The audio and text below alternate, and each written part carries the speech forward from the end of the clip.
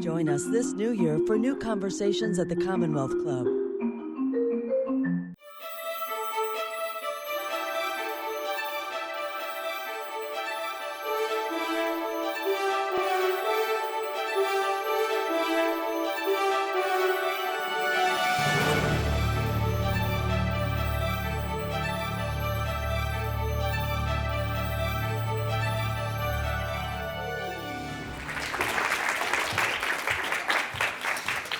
All right. Well, thank you, everybody, for being here. This is awesome. Well, my first question, and thank you all for being here live. It's very nice to have a nice live audience again after so many years, actually. But True. when you read your book, it doesn't sound like you're working in Contra Costa. You know, it sounds like you're working in New York City. And that, I think, just shows what editing can do when you take a whole career and edit it down. Sure. But as we were chatting before, there was a time when when there was more serial killer, more serial rapists. Maybe you can talk about that. It was already before you started. You started in 1994, so they were already cold cases. Right. So why don't you just tell about that? Well, and what I would say is that, yes, this book covers my career. Now, these are only select cases in my career. I've worked many, many more that didn't make it into the book. And I ended up focusing in on serial predators in 1994. I started with the sheriff's office as a civilian forensic scientist in 1990, and then got fascinated with cold cases, and in particular, cases that appeared to be predatory, or fantasy-motivated homicides. And I started focusing in on those in 1994, with the first one being what was known at the time as the East Area Rapist. But as I compiled lists of unsolved cases in Contra Costa County, it became, I was stunned in terms of the number of these cases.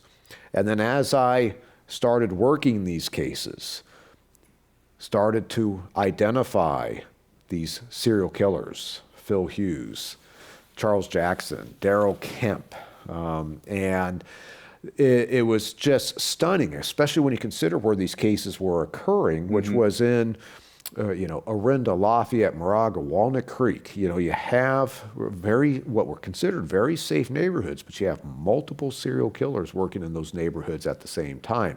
In fact, there's a neighborhood, San Marcos Estates in Walnut Creek, that I call the Bermuda Triangle of serial killers, because I've got 3 serial killers that attacked, one being Joseph D'Angelo, in that very neighborhood off of Ignacio Valley across from Heather Farms. And then we've got another unsolved case, a 1976 case of little Lisa Dickinson, a young girl who went to ride her bike and is still missing to this day. Speaking of missing to this day, let's go to the missing to this day, she's not missing anymore, case, J.C. Dugard, that you talk about, because that's a fascinating case. It reminded me of the woman up in Utah, in Salt Lake City, that was taken by a guy and had to be his wife. Yes, I know which case you're talking about. Yeah, who now goes out and speaks about it, yes. And is doing a great job, I think, of trying to explain how to deal with having to face somebody that's going to either rape you or kill you. Right. And how do you deal with that mentally? And we'll get back to that. But this J.C. Dugard case is a woman disappeared as an 11-year-old girl from South Lake Tahoe and showed up in Contra Costa 21 years later. Why don't you tell the story about how she was living, because it's kind of strange. Well, this was stunning to us when it actually came to light that this missing girl out of the Tahoe area was living now as a mom with her abductor against her will, but sort of like, well, how did we miss this? That's where you go, oh, what's going on here? And she had been out up in the Tahoe area riding her bike, and it comes out that Phil Garrido and his wife Nancy saw her. Phil Garrido is a predator, and Nancy, the wife, was the one that went out, lured JC close to the car, and used a stun gun on JC in order to get her into the car. And then they drove all the way down to the Antioch area. And then basically JC, who was chained inside this shed for years, became Phil Garrido's sex slave. And then ultimately, this young woman, young girl, gives birth to two of Phil Garrido's kids, two daughters. And then eventually, what ended up happening is Phil Garrido had a kind of an interesting, almost cult-like, like a David Koresh type of mentality. And he really was trying to preach, in his mind, the Word of God.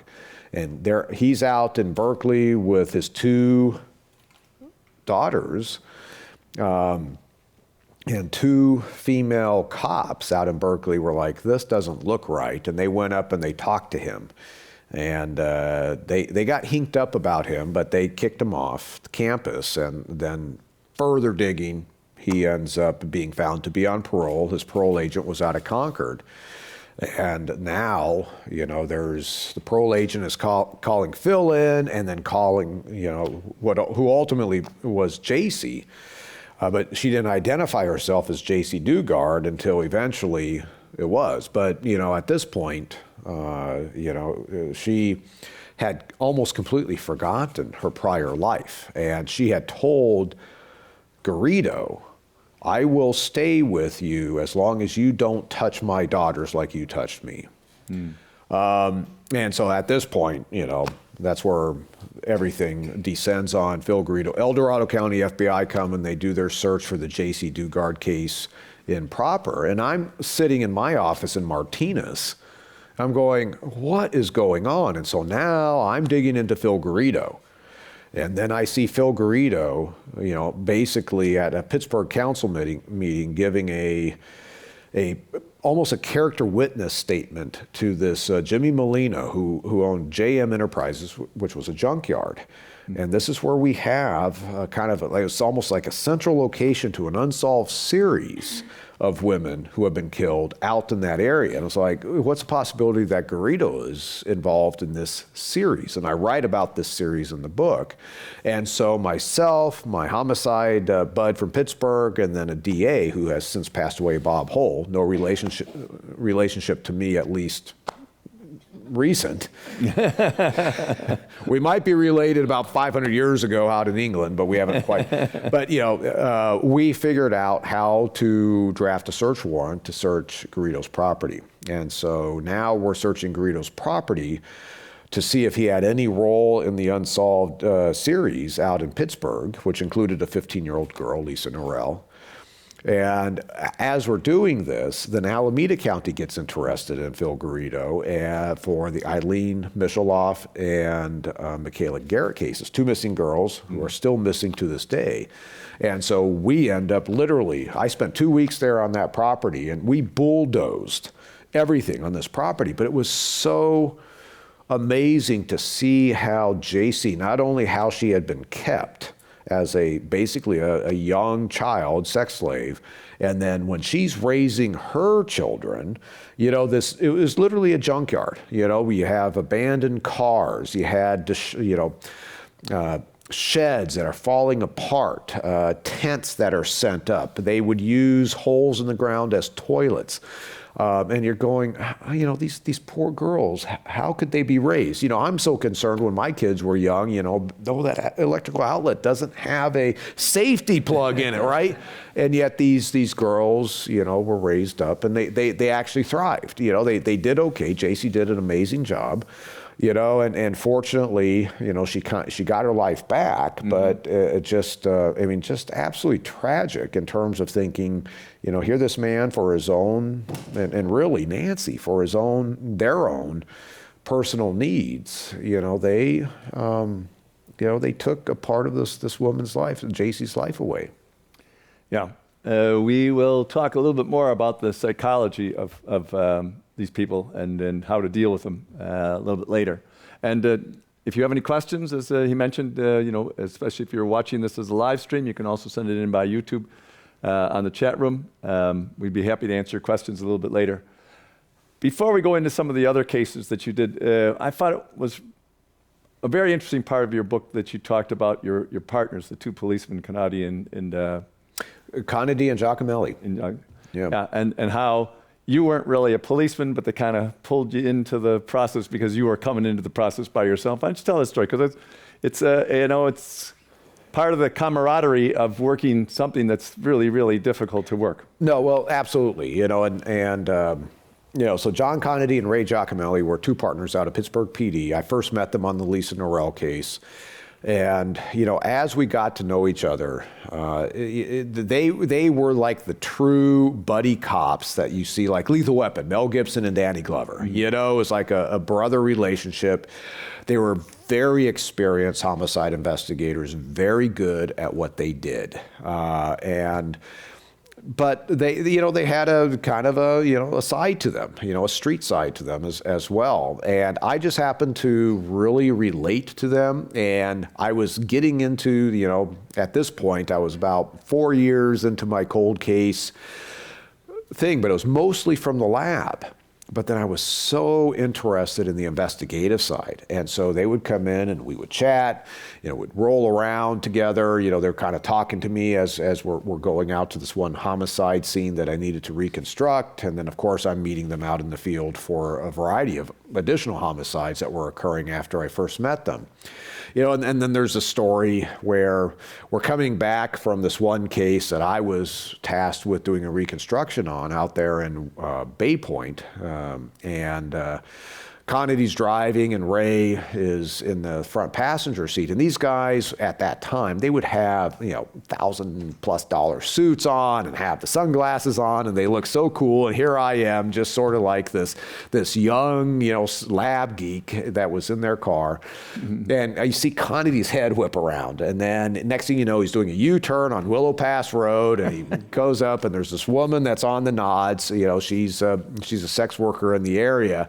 And Ray rolls down his window and she knows exactly who they are, right? And Ray goes, "Hey," and I can't remember her name.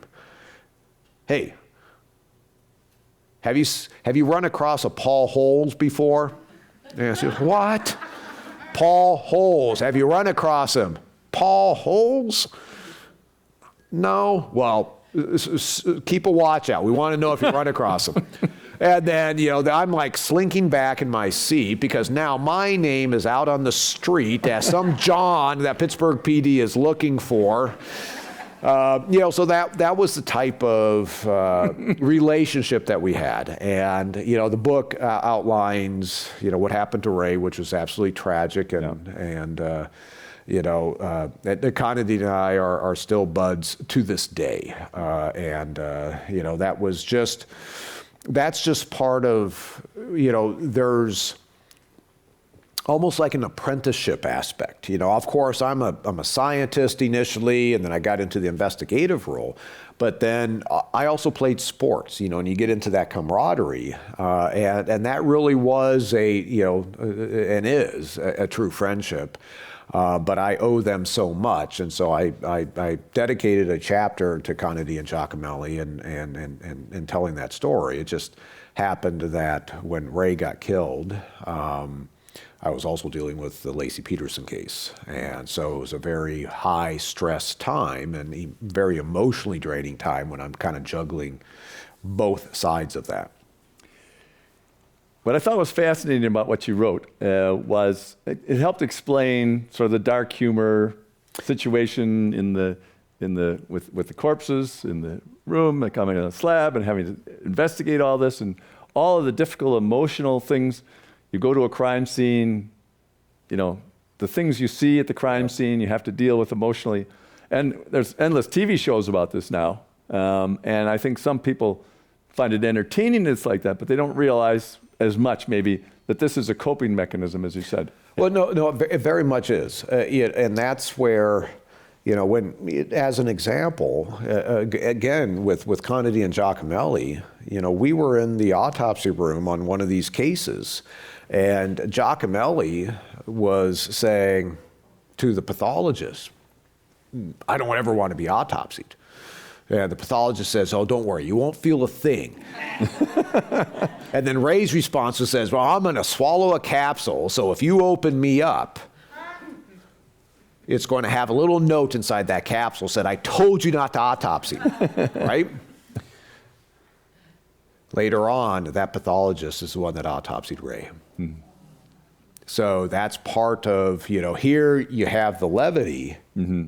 but then you also have the tragedy. And that's part of what this book is about is, the cases are fascinating that I write about, but it's also, this is real crime. We're in the true crime genre. I very much am in the true crime genre, but this is based on real crime. And, now you're running into the psychological and emotional trauma that myself and other professionals experience as we go through these careers, and that ultimately became one of my primary messages is to help people, whether you're somebody who has never worked in this field and are just interested in true crime, or you're a professional in the field and you are experiencing, this trauma and you don't recognize it. And I'm trying to kind of put a light on it because I didn't recognize it until after I retired. After the success of D'Angelo and Golden State Killer, now I'm all of a sudden, as a 50-plus-year-old man, now I'm all of a sudden recognizing, this career came with some sacrifices. Yeah, and I think it's useful to know that prison guards, not just soldiers in war, but prison guards also are having to deal with the situation all the time. And part of our prison problem is, we ask people to be prison guards and live their life in that circumstance. So not just the police, there's so many different roles in society where we ask people to do something to help protect us, and it comes at a cost. Well, very much so. And just within law enforcement, you think about it, of course, homicide investigators. Well, what about the CSIs, the death investigators, the dispatchers? Everybody, it's different. It's a spectrum. But there's levels of trauma. And if you are doing it over and over and over again, I've been working these types of cases for close to 30 years now, and it's had an impact on me, and it's had an impact on others. In fact, when I was up in Portland, I flew out of Portland this morning, by the way, to be able to get down here for these events. And I was interviewed last night by a podcast crew called Small Town Dicks. Yardley Smith and Dan and Dave. And Dan and Dave are law enforcement officers or recently left law enforcement. And Dave, who spent much of his career as an investigator working child abuse cases, he read my prologue in the book. And as soon as he stopped reading that prologue, he texted me saying, that hit me hard. I so relate. And that was my validation in terms of, okay, I did the right thing by exposing myself and my struggles for somebody like Dave and others out there to go, I need to maybe consider, I'm not just going to bury myself, in the bottle. And I very much thank the Commonwealth Club for bringing the bottle up. But, whether it be, in relationships, withdrawing from a relationship or detaching from just normal activities, that's something that is part of this trauma. And, that's where, this message is something I'm really trying to get out and say it's okay, go seek help, because in law enforcement, it's very much, alpha male, testosterone driven. If you show weakness, you are going to be razzed. I mean, you're going to be ostracized. You will be passed over for promotion. So you really have to kind of put on a facade and bury some of the struggles you might be having. And, now we just need to get that culture to change in order to make sure the people that are doing this job are getting, a level of help so that their quality of life is not impacted. And that will make them better in their professional life as well. Yeah, and I think that's a crucial part, that by doing it that way, they're going to be better at their job. Yes. A little bit more. So gruesome details that cause this kind of trauma. You mentioned one case, the Bodfish case, where you thought that the corpse, who had been dead for several days, was moving Didn't turn out to be moving, though, by itself. Right. Yeah. Well, and this is, I mean, it's a fascinating case, fascinating crime scene because it was so surreal. Emin Bodfish had been bludgeoned in his home in Orinda. Actually, kind of, you have an association with that. Yep. Yep, you know it well. And yeah, as I'm walking through the garage door, I'm walking past a Bentley. And I was like, wow, that's the first time I've seen a Bentley at a crime scene. And I hear this buzzing. And initially, I think it's an electrical buzzing. And as soon as I open the garage door leading into the kitchen, the buzzing all of a sudden gets very loud. It's like, oh, this isn't good. And as I go around the corner, I am now trying to fight my way through swarms of flies. And now here's the victim lying on his back. Head has been crushed in and has been dead for about 5 days, and happened to be a time in Orinda where it had been 100+ degree temperatures for most of that time. And of course, insect activity increases as temperature increases. And all this movement that I thought was going on this victim's body, particularly where the injuries were, turned out to be maggots, fly maggots.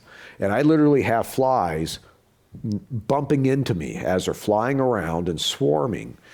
But that fly evidence turned out to be absolutely critical. And the fascinating aspect about this case is when I'm processing the victim's head, there were 2 different size larvae. There was this larger white larva, and then there was these tiny little gray larvae that were also present. And of course, being diligent, I collect both. And then using an entomologist who is very familiar with the fly population in the Orinda Hills, he ended up identifying the 2 different types of flies. And he said, well, the larger fly larvae were about 5 days old, which would be consistent at the time of death. But he says, well, the unusual thing is that the tiny gray ones were only 2 days old. And flies will land on a body within minutes after death. I've seen it happen, and start pumping their eggs and orifices and open wounds and everything else. It's just, fascinating kind of life cycle. But the entomologist said, well, I usually see this when, the first responders come in and it just smells so bad and they want fresh air that they start opening up windows and everything else. And then I started looking into this. Well, when we arrived at that scene, there was a door open and there was a broken window that had been left open. The larger fly larvae were it was a bottle blue brush fly. It was just a common house fly that would have been present in any house and would have landed on Emin's body within minutes and deposits larvae. But the other fly is not a house fly. It does not go inside the house unless there's a reason to, like there's a dead body in there. Mm. And so this fly waited for 3 days before depositing its eggs on Emin's body. Well, why did it do that if it had free access with the open door and the open window? Mm-hmm. Well, that fly evidence meant that, nope, that didn't happen. That window and that door were closed, preventing that type of fly, outdoor fly, from coming in, depositing its eggs. So now this suggested a secondary intrusion. Emin was killed, the house was left closed for 3 days, and then the house was opened up. And this allowed the outdoor fly to come in and deposit the eggs 2 days prior to us finding Emin's body. Well, why would that be happening? Turns out that Emin was a third-order priestess in the Druid religion. And part of her diaries, 17 years of her diaries that I read, she needed to be reincarnated to escape this inner demon that she had called the blue demon conscience. And she needed to die a violent death. And I should probably say, Emin was born Margaret. And then as Margaret aged, ended up living the life of a man and adopting the name as Emin. And now he is saying, I have to get out of this life and escape this demon. I'm reading Starhawk's book, the Pagan Living and Dying, the art of the pagan way of living and dying. I forget the exact title, but in there is a aspect where if somebody dies within, let's say, a residence, you don't want to disturb that residence for 3 days because the soul will get confused and will not be able to go on to their next life or reincarnation. There was a yellow liquid poured on Emin's chest in a ritual. So this is a clue as to who possibly killed Emin. And quite frankly, this case is likely an assisted suicide, even though Emin was bludgeoned to death. But whoever did it needs to be caught, because it's a special person who's willing to come in and use something like a baseball bat to crush somebody's head in. And based on the crime scene reconstruction, there were 2 people there. And there was artwork stolen. Painting was stolen. And I believe the back of that painting possibly contained Swiss bank account information that was the reward for them coming and doing what Emin wanted to do, is to die a violent, sudden death so she could leave the blue demon conscious behind. Could you make this up in a, right? No. Truth, Now, real crime is stranger than fiction. did you, people in the police department or whatever kind of assumed it was the stepson or the son that then committed suicide 2 days later or Yes. something like that?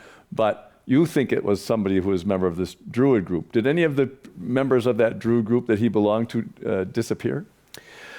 No, so I believe Emin utilized connections through the pagan community, not necessarily the Druid community, in order to be able to reach out and arrange to have individuals who are willing to bludgeon somebody to death to commit that crime. Now, her son did commit suicide down in Santa Monica, and this has been a debate between myself and 2 other investigators on the case, where they're absolutely convinced the son is responsible. Well, I read 10 years of the son's diaries, and every day he was like, today's the day I'm gonna kill myself, and then, well, mom's still around, blah, blah, blah. Now, mom has been killed. If he's the one responsible, I believe it would have been a murder-suicide. He would have killed himself right then and there, but most importantly, is that the crime scene reconstruction showed there were 2 people beating on Emin. So if the son was one of them, there's still somebody out there that was involved in this homicide. When did this take place? Oh, geez, 1999, June 1999. Okay. So, but that's unsolved in your opinion? I think it's absolutely unsolved, and I think there are people out there who know. Yeah. All right. Well, let's switch to at least one more before we go. Well, 2 more. Before we get to the Golden State Killer. That's what everybody's asking about. So we will use the dramatic buildup to get to him. So there was a case of a couple who were building their dream home, and the teenage neighbor took the life for the wife. Yeah. Pamela Vitale. She was a woman married to actually a fairly well-known attorney who also appears on the media. He was appearing on the media as well as practicing defense work in the Bay Area. And they were building a very large house, and I think it's called Runsacker Canyon in the Lafayette area. Kind of a nice area, very kind of rural. And the big, for lack of a better word, mansion that they were building was still under construction, and they were living in this mobile trailer, and that's where she's found bludgeoned to death. And I didn't go out to the original response. I was a supervisor at the time. A couple of my staff had gone out initially, and then I went out to kind of take a look when there were some questions about how much more latent processing that needed to be done inside this crime scene. And what struck me as I was looking at this crime scene and looking at the crime scene photos was the struggle that this woman put up. And part of assessing a crime scene, when it is now one-on-one combat, is trying to assess, is there something I can discern that gives me some idea about the difference in the physical characteristics of the offender versus the victim. And this victim was not a small woman, but she wasn't a huge woman. She wasn't into MMA or anything like that. And she was able to hold off this offender for a long time, where this offender really struggled to get her under control. There, a lot of blood staining throughout this family room area inside the mobile home trailer, a lot of furniture that's been turned over, other objects that have been moved out of place during the struggle.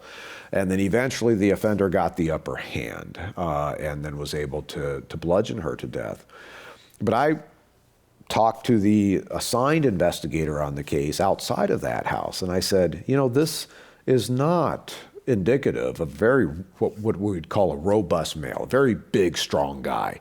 A very big, strong guy and somebody's Pamela's size, this would be a very contained crime scene, because as soon as this guy gets his hands on her, she's not going anywhere. She's down. But this was a very prolonged struggle. And so I told him, this is not a very big guy. And turned out to be a skinny 17-year-old boy, Scott Dulesky. And part of what I also assessed is that, she had this sock that near the toes, where oftentimes it wears, her foot had kind of blown through that sock. And it was like, she's kicking at this guy. Mm-hmm. If she hit him in the mouth or the nose, is it possible that his DNA could be there? So that was swabbed. And that's the one location at the crime scene and off the victim's body that Dulesky's DNA was found. And then eventually, investigators find a car out on the Dulesky property or near adjacent property, and it's got, his kind of equipment, clothing and stuff that he had used to get into this house, and it has Vitali's blood on it. It was really kind of a slam dunk case, but now people are saying he's not responsible, and it's like, no, this is as easy as it gets. But he took the time to carve a symbol in the victim's back. So this is more sinister than just somebody who, the prosecutor's theory was, he went into that house because he had marijuana grow equipment delivered there as opposed to his parents' house, and then things went sideways. It was like, no, he's got some fantasy going on. In fact, he had a book on serial predators inside his bedroom. So I think Dulesky potentially has an aspect to him that if he had stayed out in the public domain, that maybe he would have reoffended. Yeah. One of the other things that case, that you're paid attention to this sock, and you could tell that maybe that should be checked, and that proved to be where it came from, is the diligence and scientific approach to evidence and to trying to prove a case that shows in all of your work. And I think it's a really important thing in general in our society, because if we just go by intuition, or a couple pieces of information and then an intuition, I think that's where we make a lot of errors. Yeah. And another part of the tragedy that we have in our society with all this violent crime is also accusing somebody that looks like they're the one. And absolutely. And so this is, and I've learned this the hard way, and I detail as I talk about the Golden State Killer in this case, where, I had numerous individuals that I thought was the guy, this is the guy I'm looking for. And I spent 2 years on this one suspect who had been contacted back in the day, and this absolutely amazing overlap with, at the time was known as the East Area Rapist Geographic Connections, proximities and suspicious behaviors. And I'm thinking, as I'm reading what this guy was about. It's like, this guy, this can't be coincidence. The circumstance, this circumstantial evidence must show that he is the guy. And so I ended up spending 2 years looking for him because he dropped off the face of the earth back in 2004, right around the time when Prop 69, which opened up California's DNA databases to have more people sampled, almost as if he were trying to hide from the ability, from getting his DNA up into the system. And, eventually we catch up to him, and I detail how that happens in the book, and eliminate him. And I was like, how could he not be the East Area Rapist, AKA the Golden State Killer? And that's when I stepped back. And this is where, I ended up reading an article by Dr. Kim Rossmo, and he had written an article on criminal investigative failures. And this is where you get into deductive versus inductive reasoning, and where we fail as investigators, and this is what I did in this particular case, is I found a guy, and I tried to make the case fit him. And so I'm looking at all of the details, and it's all circumstantial. I'm going, yes, this must be him. And then those details where it didn't quite add up, I was like, man, okay, I'll excuse that away. Versus letting the evidence lead me to somebody. And that's really what Rossmo is trying to convey to investigators is, if you have objective evidence, you need to rely upon that objective evidence in order to develop your suspects. Don't pick somebody out and try to make the case fit. And that is what we were doing with Golden State Killer. We had a master name index of over 8,000 names. And, you start going, okay, well, this, and this adds up about this guy, but fundamentally it's the DNA, it's that objective evidence. So once I kind of stepped back, reassessed, and moved forward, then I recognized, okay, I've got really two pieces of evidence that I thought would solve the case. One was the DNA, which at that point in time, I had done everything possible in, 2011, 2012 timeframe. And then I had this homework evidence that I believed the East Area Rapists had dropped. And one was this very unique hand-drawn map. And I was like, that's unique enough. Somebody's going to recognize it. And I really dug in to that evidence. And after DeAngelo was identified, I don't even know if it's even related to the case at this point.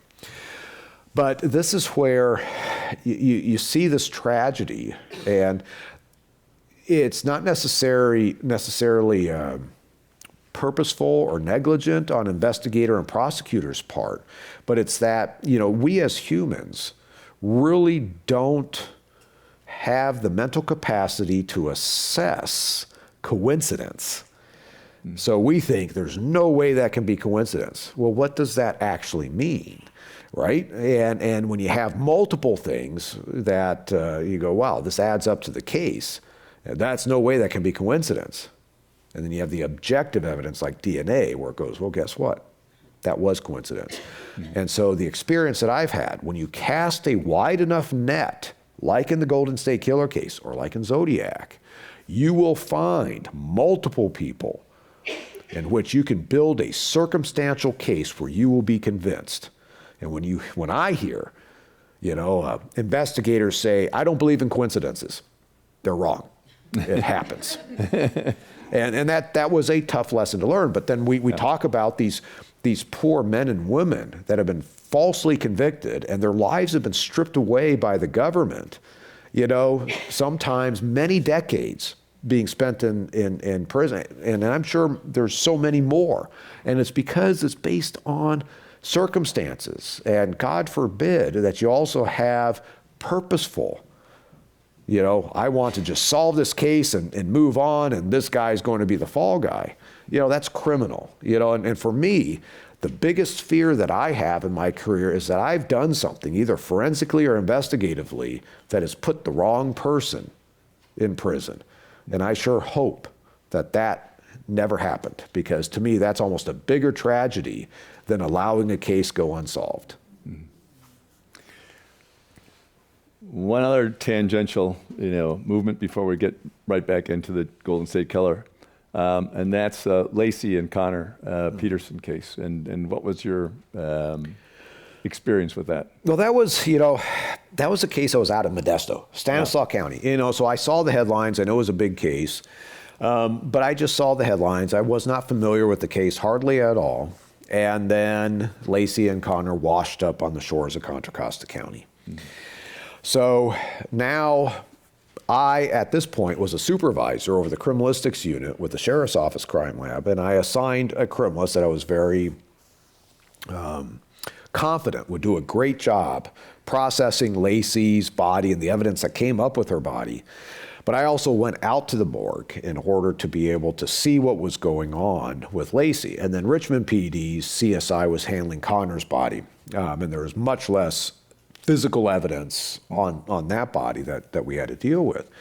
And, bodies that have been submerged in a marine environment for a period of time really do change dramatically. And I'm not going to describe in detail anything about either one of the bodies.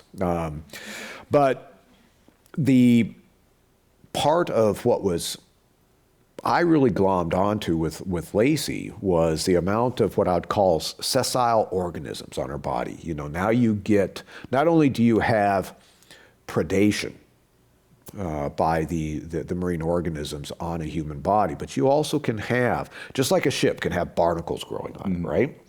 And so I'm looking at these various organisms going, I wonder if this can be used like insect evidence in order to determine an approximate, date of death, time of death. And so I start researching that. And I don't make much progress on that front, reaching out to experts. But one of the experts that I had used previously was an anthropologist out of UC Santa Cruz. And this was on a 1969 missing girl case, Elaine Davis out of Walnut Creek, who just disappeared. And ultimately, we identified her as a Jane Doe that had washed up in Santa Cruz 2 weeks after she went missing in Walnut Creek. So obviously, the offender abducted her and took her down. And I don't talk about that particular case in this book, but because of that case, I was familiar with Dr. Allison Galloway. So I'm talking to the coroner's office. I call up Dr. Galloway and say, hey, this is, we need you up here, because we now have, very decomposed remains that have been in a marine environment. And her specialty, because she was at University of Santa Cruz, they have all sorts of humans washing up on their shore. So if you ever go down to Santa Cruz, just kind of keep your eyes peeled. So I get Dr. Allison Galloway to commit to coming up. And then this is where this case intersects with my relationship with John Conady and Ray Giacomelli. And I'm in the morgue the next day after Ray is killed. And I'm dealing with Laci and Conor Peterson. And Dr. Galloway's doing her thing. And then I get called in to the other room of the morgue where Ray has been wheeled out because the DA, Bob Hull, wanted my expertise. So this man who I knew well, whose hand I just shook the next day, is now laying on the morgue table in the very room where he's telling the pathologist, I don't ever want to be autopsied. And so this is where it gets dark, right? And so I'm dealing with Ray, and then I have to go back and deal with Laci and Conor. And Dr. Galloway ends up being able to formulate an opinion based on the Conor's gestational age, based on the bone structure. As the fetus is going through different phases, the bones, of course, form at these different phases. And one of the defense arguments in that case is that, well, Laci had been abducted and held alive for a period of time, and therefore it couldn't be Scott Peterson. Yet Dr. Galloway was able to show that Conor stopped developing at the time Laci was reported missing. And then eventually Conor ended up, because Laci's abdomen decomposed, separating from her body in the bay. And that's why they washed up separately. There was no birth aspect, there was nothing like that. And so that became critical testimony in the case against Scott Peterson. but I wasn't even engaged with the Peterson case because of what happened to Ray. You know, it was just like, okay, I did my duty, and I think I could have contributed to the Peterson case if I didn't have this personal tragedy that happened at the same time. Yeah, it was extremely sad because his partner's mother had just died, and that was why they weren't together. So all three of those things happened. Yeah, and so I lay out exactly, you know how this whole this thing transpired. And if you're interested, Conde and Giacomelli's story is, I think the show is called Blood Brothers, and I forget what network it's on, but if you wanted to see, you know, a little bit more about the details of the case, it would be in that particular TV show. All right, so let's get to the Golden State Killer, known here in the Contra Costa area as the East Area Rapist, right? And you had looked at that as a cold case that you were looking into, and it looked to you and maybe to others as if he was progressing in a way which would have led to being a murderer. Yes. And so then you made a connection. You did this over 20 years, all the different pieces of this, or something like that, right? Well, I started on the case in 1994. In 1997, I finally got DNA, and that's when I initially did a somewhat of a telephonic investigation that led me to Orange County. But we had incompatible DNA profiles. I was using an old dot blot method, DQ alpha polymarker. Orange County was using this newfangled short tandem repeat, or STR, which the current FBI's CODIS system is built upon. But when I had contacted Orange County's analyst back in '97, she had at least done DQ alpha. And my DQ alpha 2,3 and her DQ alpha 2,3 were the same, but it's like having the same ABO blood type, you know, type A. And it's like, okay, that doesn't mean anything. And so I said, well, once we get caught up with you and the newfangled technology, I'll be back in touch. And that took 4 years. And in 2001, I now had promoted, but I assigned a DNA analyst. Let's redo this East Area Rapist DNA and the new technology, which he did, and then he said, hey, you know, the 3 cases, you know, in Contra Costa County that we still had evidence on, they all match, same guy, and so that showed that the original investigators were right based on MO linking the cases. Also, at that point, I just said, hey, call Mary Hong up in Orange County Sheriff's Crime Lab, and let's just check the box. That's what I was just thinking. Mm-hmm. And he comes back and basically tells me, it's the same guy. And now it's like, boom, you know, here we have 50 attacks in Northern California between 1976 and 1979 by the East Area Rapist being linked to 10 homicides, 6 cases with 10 victims down in Southern California. And so now this is no longer just a hobby, because Northern California at the time, we didn't think we could even even if I identified the East Area Rapists, it was past statute of limitations, but now they had homicides. So I really just pushed away at that point, you know, and that was 2001. And I was now working Pittsburgh cases. I was working all these other cases. I was promoting up through the ranks. And then eventually, when I am now chief of forensics and I'm bored out of my skull, I'm looking at my East Area Rapist files, which I had kept with me all along. I was like, that case is still not solved. And that's when I re-engaged. And then at that point, I was 24/7, 365 working the East Area Rapist case. And then eventually, you know, that's how I met Michelle McNamara, and we became friends, investigative partners. She renamed the guy Golden State Killer, which I argued with her. I was like, come on, why do we need to do that? And then she tragically passed away, and I do have a chapter devoted to Michelle.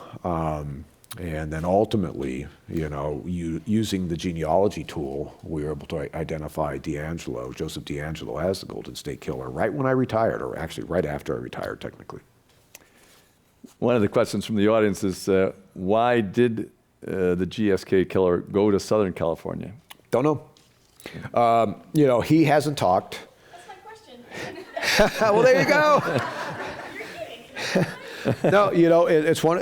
So you think about D'Angelo. What we do know is DeAngelo is arrested by Sacramento Sheriff's Office in July for shoplifting, dog repel, and a hammer. He's put on admin leave as they're doing their IA investigation. And then in August, the chief decides to fire him. He ends up, the first attack in Santa Barbara, in Goleta, Santa Barbara, which goes sideways. He doesn't kill the couple or even sexually assault the woman, is in October of '79. So he's being terminated in August. In October of '79, he's attacking down in Santa Barbara area. And then I believe it was later that month, he's up in court in Sacramento being convicted of the shoplifting charge. And then 2 months later, he does his first double homicide down in Goleta, just a few blocks south of where that initial attack occurred. So he is literally toggling back and forth between Sacramento and Santa Barbara during this time. And we don't know why he's going down to Santa Barbara. Was that a vacation spot? Was that a fishing spot because he's a big fisher?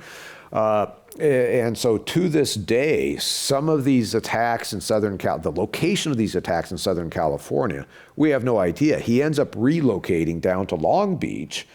And this is one of the interesting things. Even before we had solved the case, it was like, well, he's in Santa Barbara, Ventura, and Orange County, but how come we don't have anything in Los Angeles? Is it just because they have so many cases we've overlooked it? And so I actually reached out to their cold case people saying, send me everything you have between these years that are unsolved, and I'm going to kind of scan them to see if anything stands out as potentially a Golden State Killer case. And nothing did.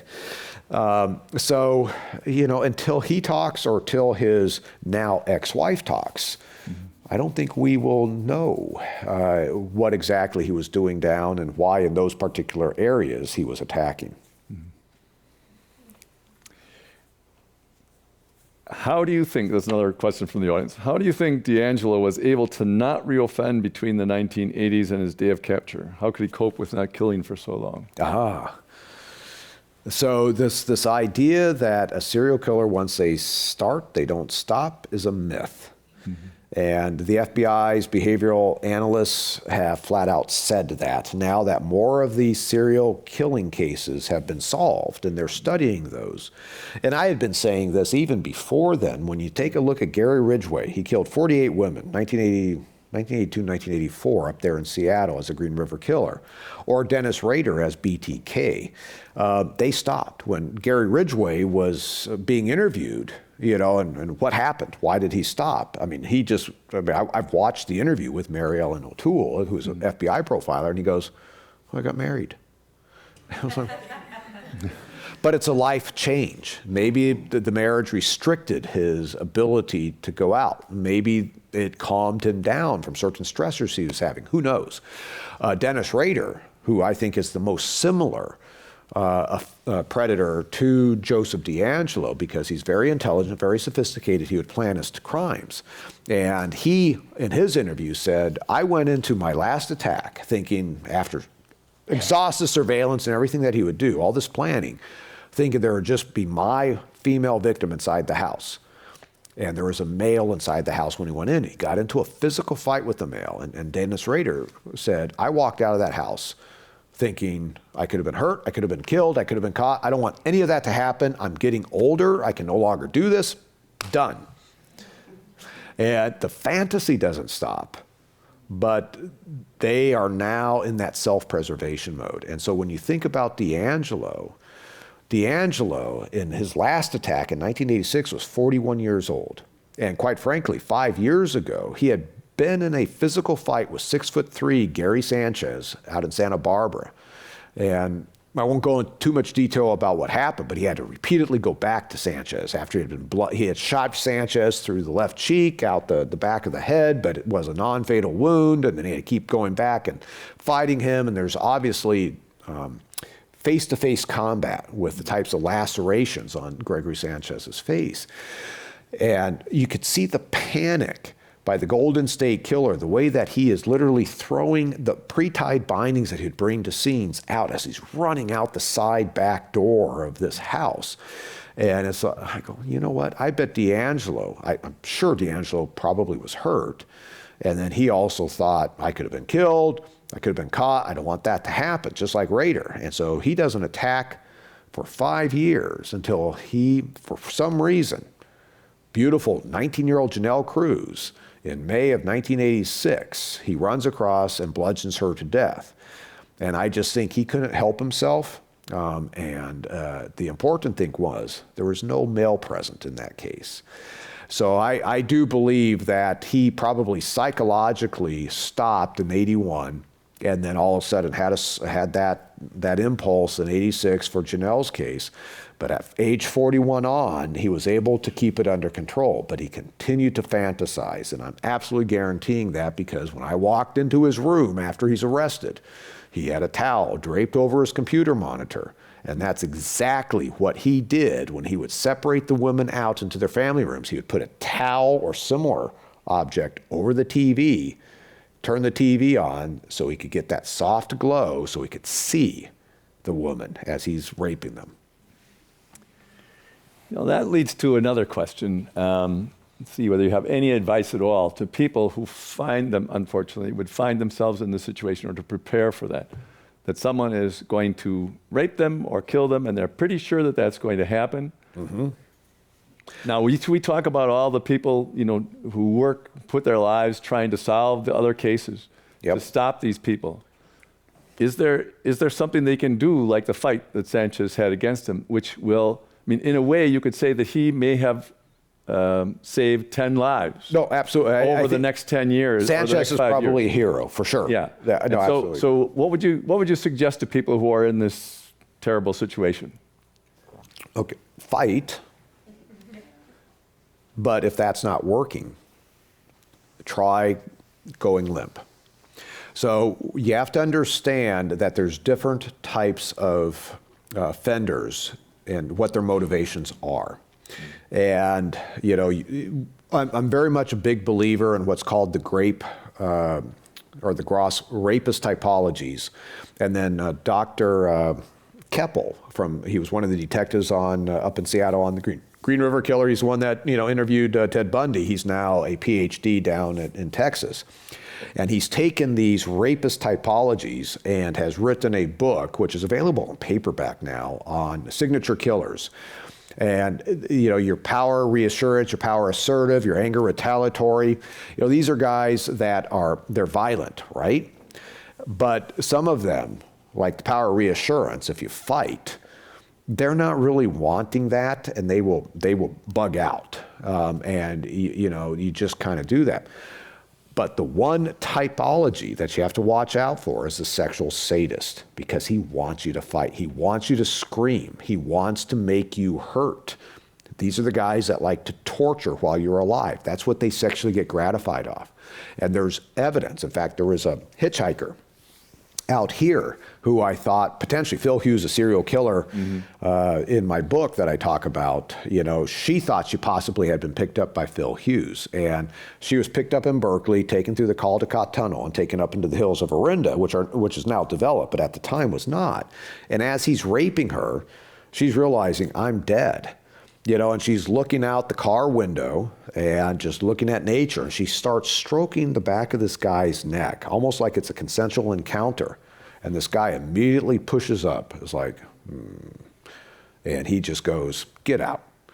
And he ultimately drove her back to a certain location. But that's not what he wanted. He wanted her fear. He wanted her to fight. There's a woman up in the Pacific Northwest who said she was in the front seat of a pickup truck, and this guy is taking a knife and just carving into her over and over. And she goes, I'm just like dead. And she stopped fighting and just went, I'm dead. And this guy immediately stopped and pushed off. So if you find yourself in this unfortunate situation, you fight. And if you see this guy just start to really amp up, like he's enjoying that, go opposite for a short period of time and see what happens. You might save your life. But if that's not causing him to stop, then you re-engage. The best thing you can do is just keep fighting and just hope that somehow, some way, you're able to get out of that situation. That's my best advice based on what these guys are like. Yeah. And the whole advice is what their expectations are, you have to frustrate what they want. Yes, no, absolutely, because these guys are fantasy motivated. Yeah. You know, so if they're not getting what their fantasy is, then it's not doing anything for them. So here's someone who wants to work on this. If someone were to look into a cold case as a public citizen, what's the first step you'd recommend?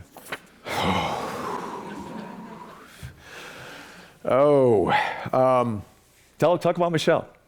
Well, I think, you know, when you take a look at what Michelle did, you know, she became very knowledgeable about the case up front. And that's one of the things where I started to recognize, okay, this is not somebody who's just read a bit of information online is talking to me now. You know, there had been a fair amount of research gone into at the time she first contacted me and we had our first discussion.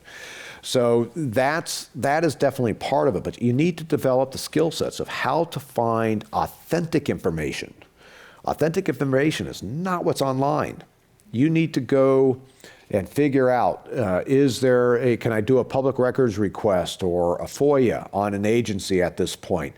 Can I go to the courts and see if there's any unsealed search warrants? Was there a trial by chance? Maybe there was an acquittal and it's still an unsolved case, but there could be huge amounts of information in court documents.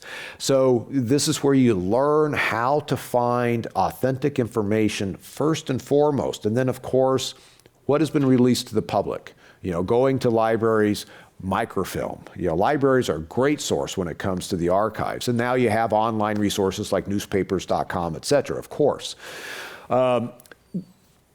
Do pay attention to what's out there online, but don't put too much weight on that, you know, because that's where it's like you need to make sure you're solid with official information on the case. And then start forming relationships with the people that have access, you know, the investigators, the family members.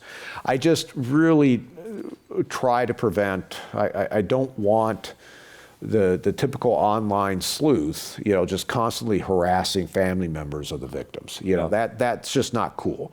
You know, but at a certain point, if you get to a certain stage, it may be worth, you know, if you can develop it in a very non-threatening way, a way to contact and develop that relationship. Because they may see you as their one hope, because maybe law enforcement isn't listening. Mm-hmm. So that's fundamental. And then ultimately, you know, in order for these cases to be solved, you know, you have to engage the investigating agency that has jurisdiction. And that can be done through a variety of ways. But ideally, just like Michelle did with me and others in Golden State Killer, she formed friendly relationships, a helpful relationship. Law enforcement views media, the online sleuths, as a threat. Yeah, and that's something that you have to try to alleviate if you want to have any level of cooperation. And if you can bring something to the table that makes that investigator's life easier, you know, I'll do this for you. Yes, okay, go. You know, I had one of the online sleuths, you know, in Golden State Killer. He was, in fact, his mom had been a victim. And I said, you know, they're looking at the town hall meetings. I said, well, I know Sacramento, you know, Archives has all the SAC-B photos. Go see if you can find all the photos of town hall meetings on the East Area Rapists back in the day. And he did. And now I got a copy of all those, you know, and then of course he puts those out online for the Reddit people and everybody else to kind of look at, which is fine, you know, but I benefited because now I had something I was interested in getting, but I just didn't have the time to sit there and digitize all these photos at Sacramento's historical archives. So there's a variety of ways. You know, but most certainly private citizens can help. And I think law enforcement, more progressive agencies will be more embracing than other agencies. It's going to be up to the personal philosophies of the investigators or the police chief or the sheriff. But, you know, all you can do is try with those agencies at least. Well, we have two big questions left. And before I do that, I want to remind everybody that Paul will be signing books right afterwards. I'd also like to let everybody know that this is a good lit event that's underwritten by the Bernard Osher Foundation here at the Commonwealth Club. And I would like to ask a similar question to this one. The question is, beyond genetic genealogy, are there any new scientific techniques on the horizon that will benefit forensic work? And the question that I have along that line is there a silver lining to our loss of privacy? That it's going to end up, helping us, is that part of the trade-off of the 21st century? Okay, so related to new technologies, there's always research going on. And new technologies may be something that are being pursued within forensics, or there are technologies out there within the academic world that have utility with physical evidence that are found in criminal cases. And so that's always going on. Mm-hmm. Yeah, when we start talking about active cases, high tech, that's the big thing. Everybody's got a personal device on them. There's so much, if you want to call it like surveillance, whether it be surveillance cameras that people put up at their house for their own home security, whether it be government cameras that cities are putting up at intersections. There's license plate readers out there. There's a lot of technology that really can help with an investigation today. And this is also what helps prevent these types of crimes. We've seen a dramatic shift from the 1970s where these predators were frequently going into private residence in a neighborhood. There was no home security systems. There was none of the surveillance going on. They could just walk right in or easily break into these houses and spend hours like D'Angelo did. Today, to commit that type of crime over and over again is going to be very tough. But now, of course, the offender is going to try to do something to minimize risk to themselves. And so the evolution of the serial predator is using the online resources to lure and isolate victims. The Craigslist killers, or killers that are reaching out to escort services and having these workers go out to a location that is not traceable back to that particular offender. So that's really that big shift. It's always a cat and mouse game within law enforcement. Okay, so now genetic genealogy. At one point, I was the poster child of the person that violated everybody's privacy rights in the United States. So this is where it's really understanding how this tool works. Of course, we have the DNA from the offender, Golden State Killer. We upload it into a genealogy database, and then we get a list of people who share DNA with our offender. But what does that list tell us? All it tells us is how much DNA they share. It's 35 centimorgans, 50 centimorgans, 65 centimorgans. That just tells me, well, this person's on the order of a third cousin from the offender. That's all that just tells me. That's the starting data point, and I need to build back a family tree from that person in the database to the great-great-grandparent level. At no point, as a law enforcement officer, do we have access to the genetic information of the people in the database. If any of you have done these tests in Ancestry.com or MyHeritage, you'll get the emails or the list, and we're no different than you. It's like, oh, here's so-and-so, and you share 50 centimorgans. This is a third cousin. That's all I need to know using this tool. I don't need to know anything more than that. And the technique itself is really a genealogy technique using public source information. So once I get a list of relatives and I know how closely or distantly related they are, I now build family trees using everything in Ancestry.com or other types of resources like census records, obituaries, newspaper.com, findagrave.com. Right now, I can take his name, his age, I can identify him online, and within minutes, I'm in Ancestry.com building his family tree. I don't need DNA from him to do that. So it's a big one. I have 95 first cousins. Good God. So don't use music. Yeah, That would be problematic. Yeah. No, so this is really a public record search. We just need the starting data points so that we're not just striking out. Now, the thing that people don't understand is traditional law enforcement investigations. Golden State Killer. We collected DNA from hundreds of men because their ex-wives, ex-girlfriends said he was a bad dude back in the 1970s and he looked like that composite. Right? So now that guy's getting a knock on the door from Paul Hole saying, your name has come up in this investigation. It's kind of a serious investigation. Let's chat. And oh, by the way, I need a DNA sample. Are you willing to give me a DNA sample? 90% of the time they do. So now I, as a peace officer, a representative of the government, possess that man's DNA, right? With the genetic genealogy tool, we got DNA from one person during the entire process, and that was a sister of a guy I was looking at in Colorado. And when that DNA, and it was absolutely voluntary, she was very, very friendly to us. When that DNA sample came back, it proved that she was not the sister of the Golden State Killer. So I could eliminate the Colorado guy without ever contacting him and getting his DNA. But she had more DNA shared with the Golden State Killer than anybody in the database. So it told us, ooh, this is working. And remember, this is the first time this is being done. And so all of a sudden, we're stoked. And the last person that we hadn't really looked at was D'Angelo. I was like, okay, well, I guess I'll look at this Auburn cop. You know, how could he possibly be the Golden State Killer?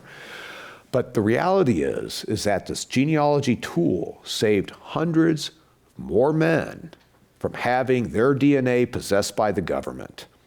And we exonerated people as a result of it. So this is where I implore legislators and even the privacy advocates out there who are going, oh my God, we can't have law enforcement accessing these private citizens' genetic information. Learn how this works. It doesn't work the way you think it does. My God, what people put in their Instagram and Facebook pages is so much more intrusive into their private lives than what the genealogy databases provide law enforcement. So that's really my fundamental message. I know it's a personal decision. If you want your DNA up there, I'd be more concerned about the private businesses that have access to your DNA than law enforcement having access to your DNA. Take a look at who bought Ancestry and research that and go, uh-oh. So just this is where this tool has proved revolutionary. We've seen, I think we're approaching 200 of the worst cases, cold cases, since Golden State Killer being solved utilizing this tool. And there hasn't been one legitimate claim of somebody's privacy being violated or some false arrest as a result. So it is really proving it's being done responsibly. And it's always, we never make an arrest on genealogy. We always get a direct sample, like D'Angelo. We got a direct sample from him, and it goes, oh, he matches Golden State Killer using court-validated technology that's been in use for several decades now. So it is a really solid tool, and has proven itself. All right, so for the last question, everybody wants to know about, you get very personal in your book about your anxiety attacks, about your wife saying that she considers your job to be your mistress and that you only pay attention to your mistress and not to the family, how absorbing it is, but also the endlessness of the problems to be solved. Yeah. It's just an endless amount of suffering out there, and what one person can do, and where do you draw the line so that you can protect your family life? And this is true not just for people who are trying to solve serial killers, crimes, but all kinds of things in life. How do you balance things? I don't do a very good job at that. Usually people who don't have really good advice for others, though. Well, so when you think about the types of cases I'm working, I talk about this one case out of Hercules, father and son that were executed. The son was 11 years old, and he's shot in the back of the head and killed. And imagine if that were your child, and you call up to talk to the investigator, and the clerk answering the phone says, oh, he's gone on vacation. You'd be pissed. right? You're expecting more from the people that are trying to keep you safe and trying to get you justice, get you an answer as to what happened. And so that was always something that really was a tough thing for me to be able to balance, is that I've got an obligation to this case, you know, and of course I'm a person. And as the case would age, you know, the amount of time I would spend would be less and less, but then I would all of a sudden amp up again if something else came up. So that's part of, you know, the complexities of this type of job. It's not an 8-to-5 job. And the people, the victims' families, are expecting you to do more. It's different than maybe other occupations, to where, you know, once, you know, the clock goes, you know, you're punching out. You know, you really are obligated to continue to push forward. And so that's where it really becomes complicated when, of course, family is calling. And it's like, well, I mean, how can I say I'm going to go do this, you know, kind of fun function with my family when I'm trying to, you know, protect the public first and foremost, and figure out who killed this person. And I don't have an answer. You know, I am poor at that. There are other people that are better, but part of the successes that I have had are because of my persistence. And I think any good investigator will tell you that this is where you have to sacrifice your personal life in order to be good at this job. Otherwise, you're punching a time card, and you're not doing what you took an oath to do. Well, first, I think everybody appreciates your being persistent. I think solving the Golden State Killer case was something that a lot of people felt, finally we're getting someplace with this technology that we can, and it gives everyone hope in the future that other things can be solved, and that also, as you said, the killers are going to have to get around this, and they're going to have to be smarter or whatever. Make life more difficult for them. So thank you for your persistence and your work in this area. And thank you for coming to the Commonwealth Club and telling us all about it. And I will be out. I will be back out here to sign your books in just a few minutes. Exactly. And those of you who are watching online, you know, if you like this program on CommonwealthClub.org, you can support us. But so ends another event of the Commonwealth Club in its 120th year of enlightened discussion. Awesome. Really appreciate it, Paul. No, it was absolutely fantastic. Thank you. And they better keep this bottle of wine out here. You can go and share it. No.